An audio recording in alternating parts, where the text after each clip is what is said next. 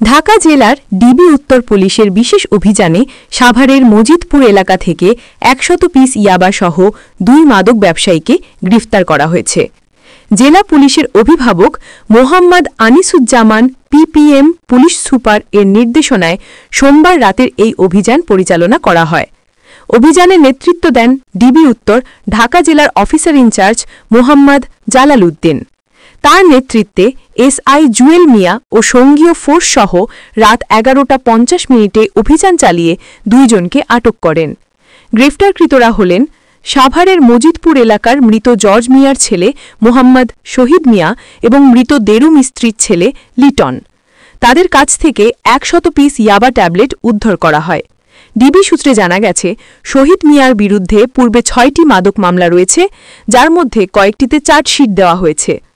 অপর আসামি লিটনের বিরুদ্ধেও রয়েছে ৩টি মাদক মামলা। এ বিষয়ে অফিসার ইনচার্জ মোহাম্মদ জালাল উদ্দিন বলেন, মাদক বিরোধী অভিযান অব্যাহত রয়েছে। মাদক ব্যবসায়ী ও অপরাধীদের কোনো ছাড় দেওয়া হবে না। ধৃত আসামিদের বিরুদ্ধে সাভার মডেল থানায় নিয়মিত মামলা রুজুর প্রক্রিয়া চলছে বলে জানানো